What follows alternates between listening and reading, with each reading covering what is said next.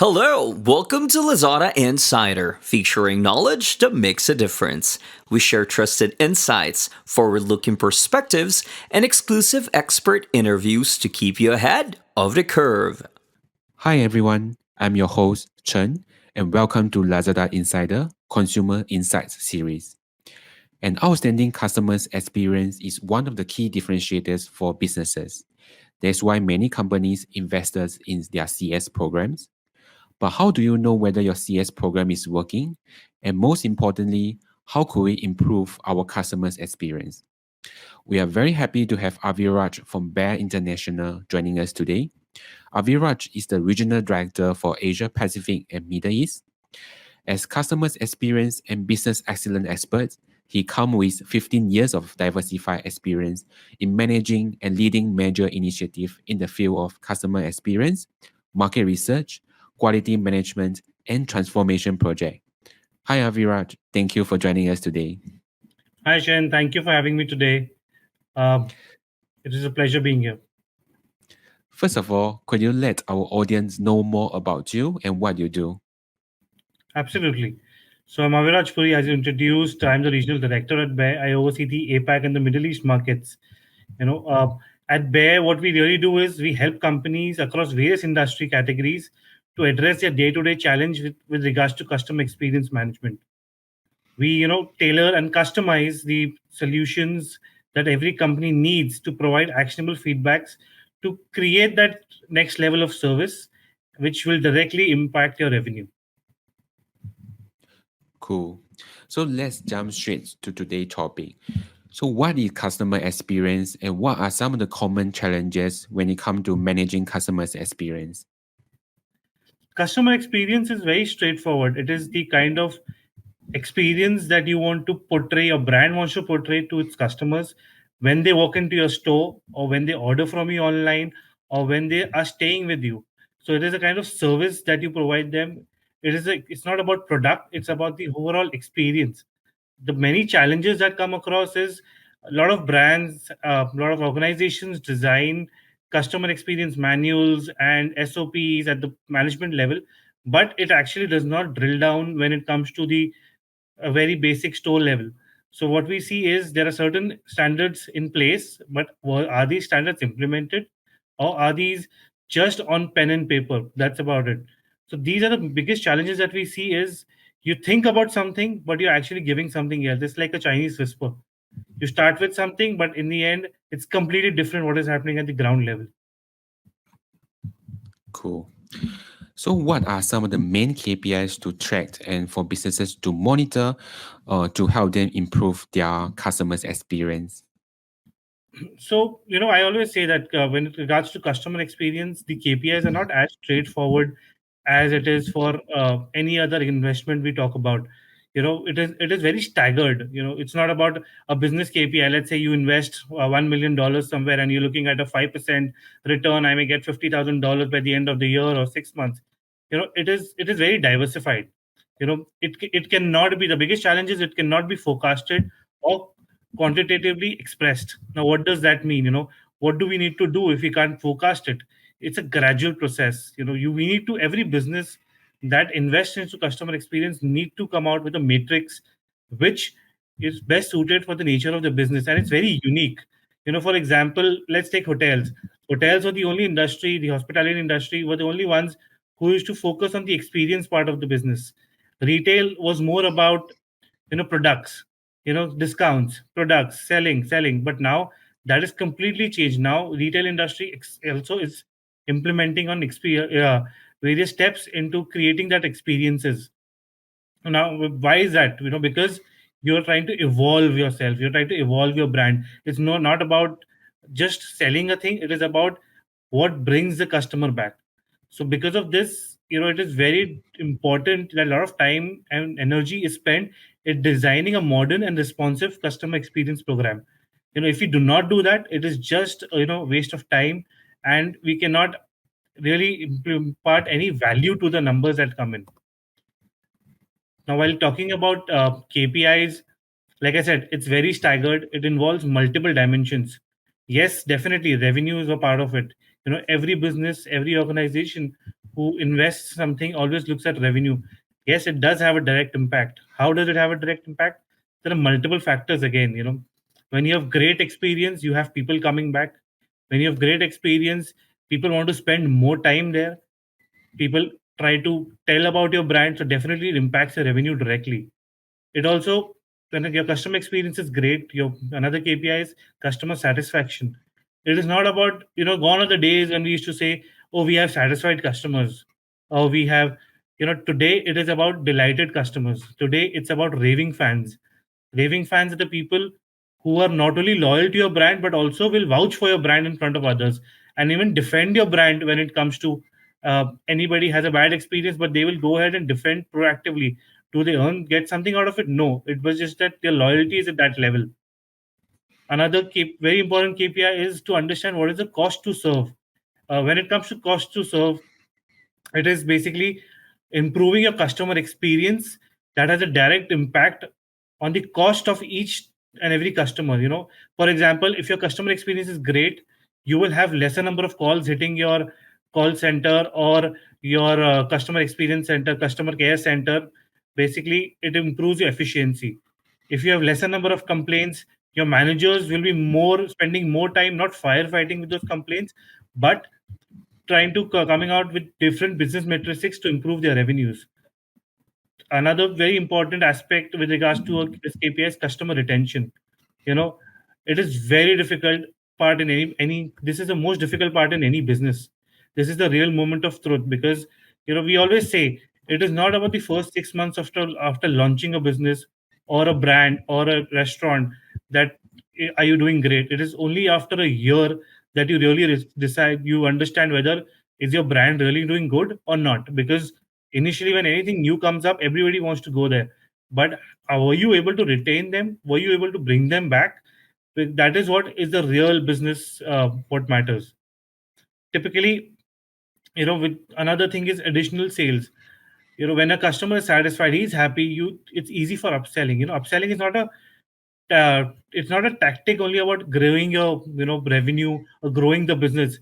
It's about better customer experience that you offer to the customers, and then they see the value in your products, and they come back and they buy that additional thing. They are here to buy just one item, but they end up buying three because they see that value.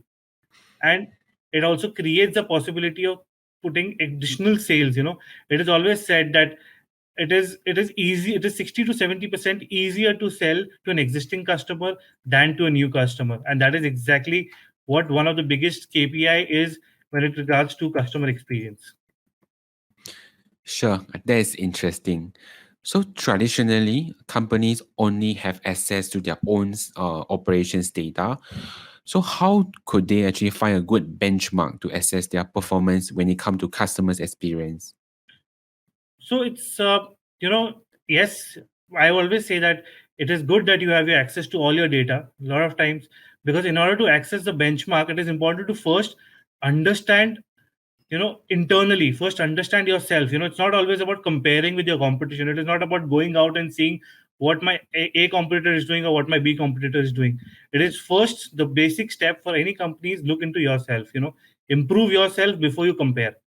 Yes, comparison is important to a certain extent, but more than that, it is more important that you look within yourself. It is important to understand customer experience value of for the brand. What now you will say, that's a very fancy term, customer experience value. What does this really mean? you know it means that, it is basically what value that the customer brings and what is the value that your experience will add on to. Now, the customer experience value helps you recognize your customer's value at each touch point, where you speak to the customer, where you interact with the customer, maybe directly, indirectly, knowingly, unknowingly. You need to decide where and how to maximize this value. This can be done through dynamic and personalized treatment. This will maximize, creating those touch points at these various touch points, creating those wow effects when you're talking to your customer, creating those additional pointers where the customer feels welcomed, valued, and that is what it will give you an access, to.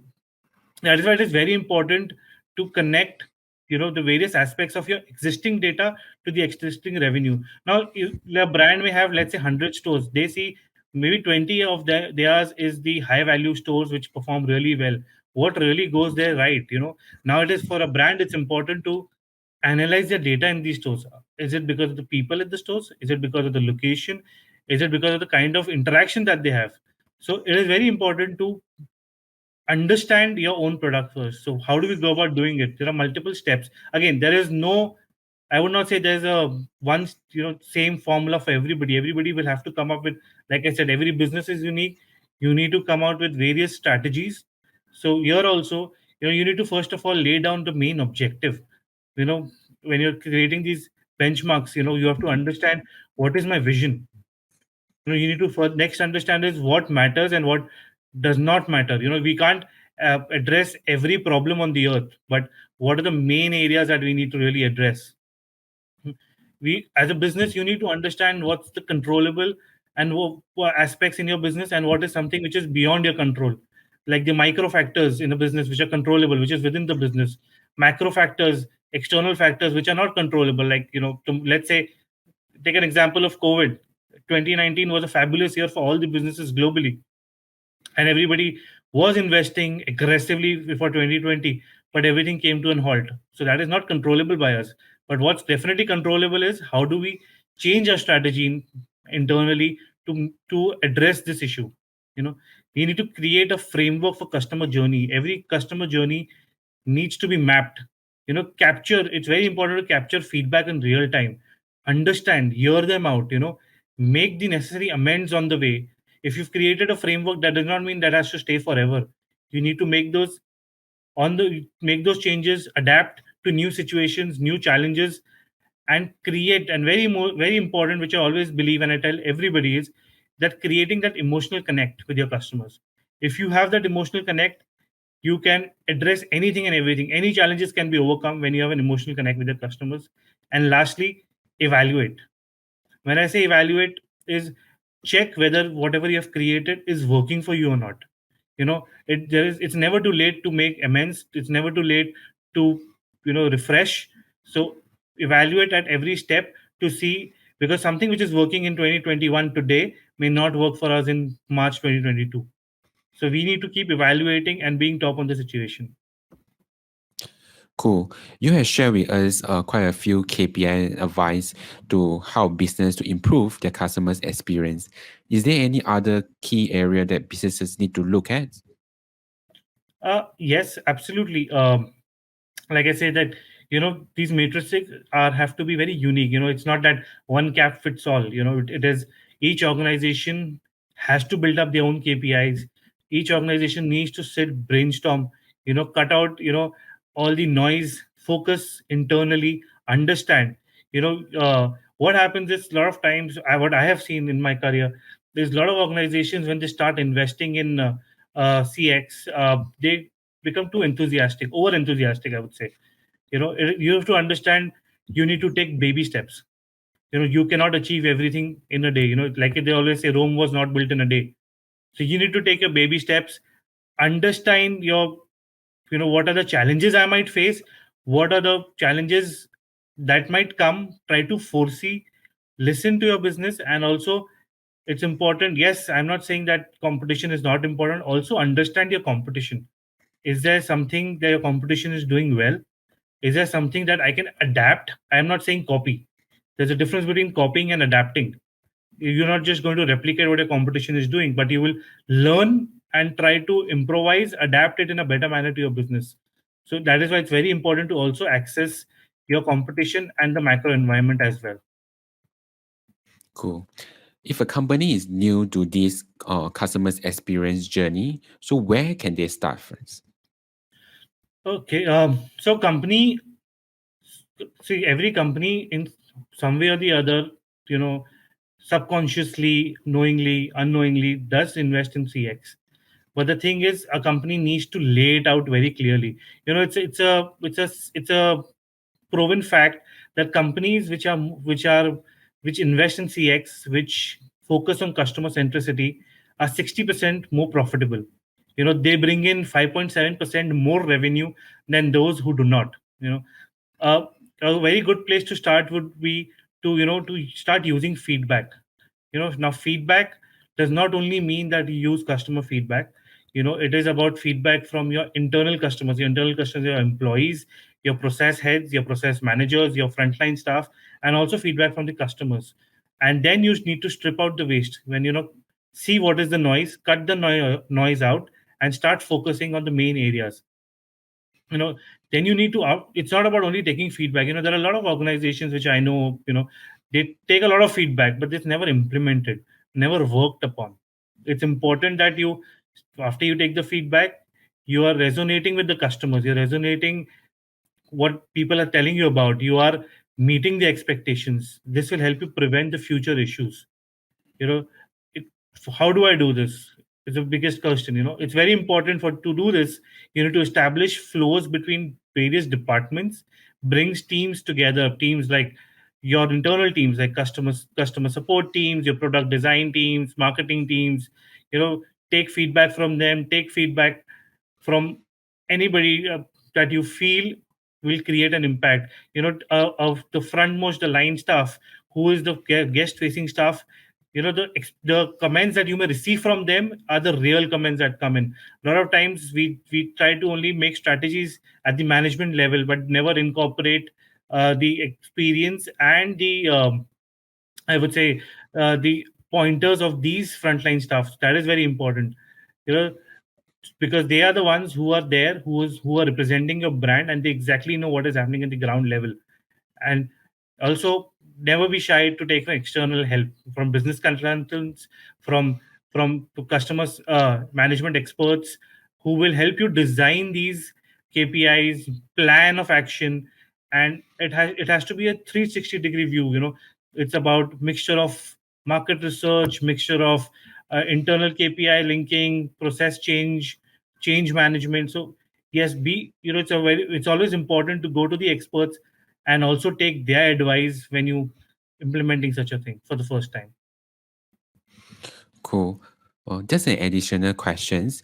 Just now you have mentioned, typically after a year, that is where the real test actually kick in, like to see whether the business is successful or not, because the sense of newness is gone by then. Do you have Right. any specific business tips that you can share with our businesses, how to overcome this?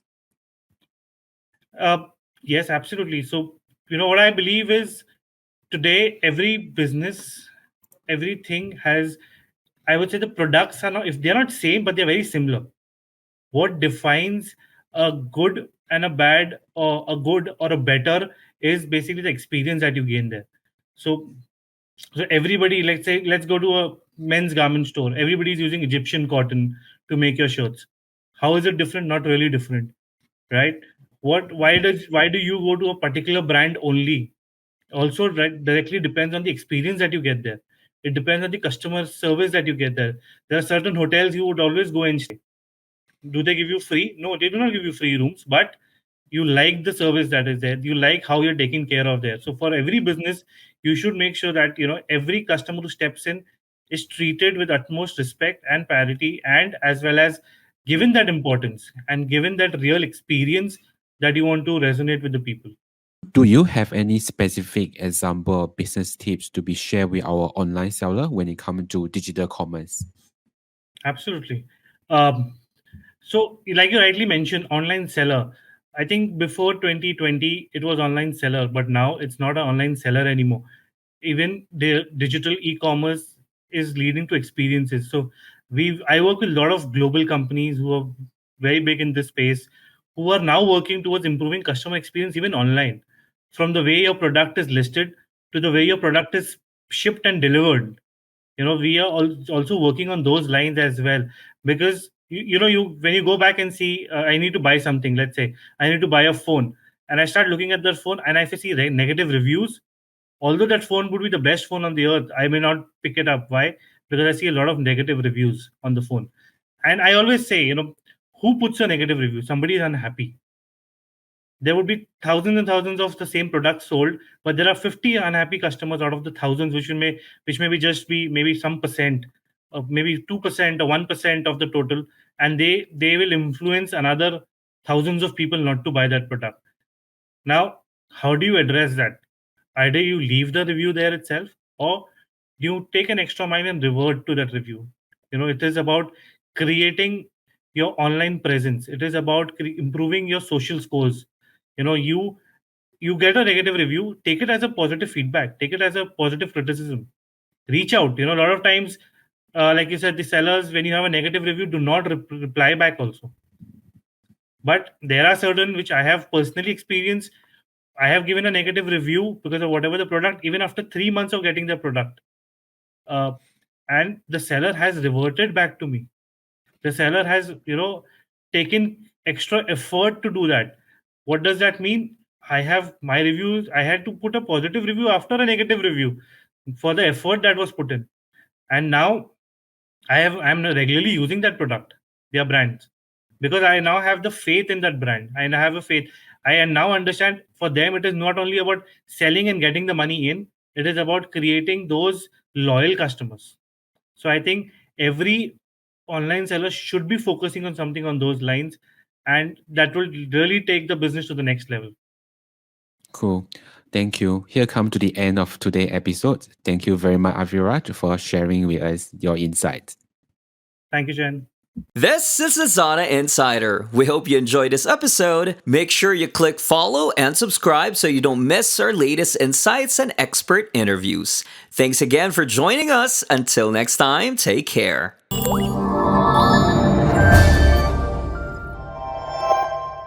Lazada.